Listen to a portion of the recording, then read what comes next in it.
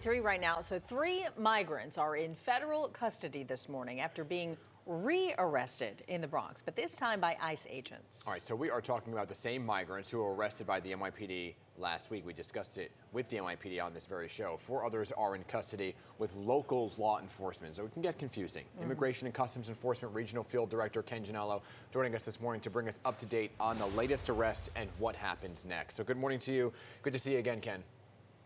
Good morning. Good morning, Dan. Good morning, Hazel. How are you? So let's talk about this. The raid came exactly 1 week, right, after the NYPD arrested 8 people at the same location. So walk us through the timeline between last week's arrest, right, and then yesterday's raid, and what exactly happened.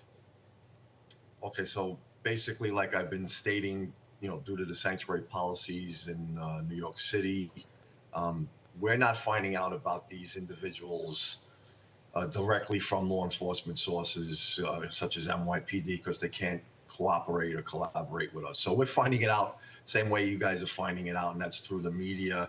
We have internal databases that we receive information on those that are being arrested in New York, but there's hundreds that get it. So once we did find out the information, I had my staff vet the cases, and we conducted a targeted law enforcement operation. So we knew exactly who we were going for when we went to the address. And we had been sitting on that address early in the morning throughout the day, waiting to pick the correct time when we would go and seek to arrest the individuals. So what happens next then? So basically, these individuals that were arrested by NYPD, and then subsequently 6 of the individuals were released. They basically violated their immigration status because they were, released from the southwest border with instructions to report to the field office here in New York City for processing. And on top of it, they had been arrested, many of them for several crimes, which violates their release status. So because of that, we seek to take them back into custody and place them in front of an immigration judge for a removal hearing. Now, if the local jurisdictions, the district attorneys want to continue with the charges that have been levied against them, they always have the opportunity to contact us, or we'll contact them and say, hey, do you want to have your case go to completion? And they could writ the individuals out of our custody.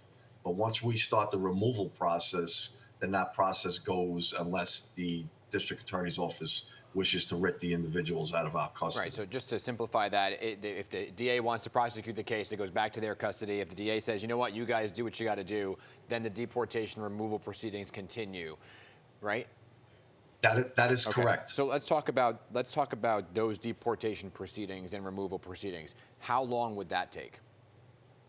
Well, like I said, every individual is afforded the right to a trial in front of an immigration judge. Every individual is afforded a right to legal counsel. So it's a case-by-case basis. It could take a couple of weeks. It could take a couple of months. Obviously, you have the ability to appeal immigration judges' decisions. Every type of avenue that's afforded in criminal cases is afforded in the civil immigration cases, too.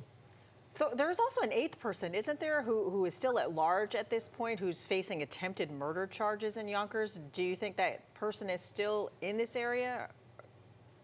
The individual that was previously arrested in Yonkers on the attempted murder charges was arrested by us yesterday. Oh, okay. He's in our custody right now. There is one other individual that was not at the residence when we went to the house yesterday that we are still investigating. Okay, so you mentioned the sanctuary city law, right? So I'm just trying to understand this because you and I have had this conversation many times about collaboration with agencies, but it's not allowed with the sanctuary city. So the NYPD denies working with federal agents on this case, which would obviously violate the sanctuary city laws. Neighbors, though, say that cops had been called to that same house a number of times in the past, which is what exactly led them there to begin with. Why did your agents decide to act yesterday? Well, because we never knew about the individuals and the crimes that they had committed until we found out it through the media. Obviously, if the sanctuary policies were not in place, NYPD would have referred those individuals to us upon their arrest previously. So this is where I talk about, you know, the sanctuary policies where these individuals were in NYPD custody. We could have just went and took custody of these individuals directly from NYPD and then taken them into federal custody. But instead, I have to then have my staff go out into the field, which is obviously a safety threat for my officers, especially going into a house where there's already known guns and drugs. And it's a safety threat to the public. All of that could have been avoided if there was just cooperation between NYPD and ERO New York City, and we could have taken those individuals into custody. You had mentioned last time you were here, Ken, that there was a potential meeting, or you were looking to meet with the Adams administration and other electeds to kind of talk about that very process and trying to change it. Did you ever have that meeting?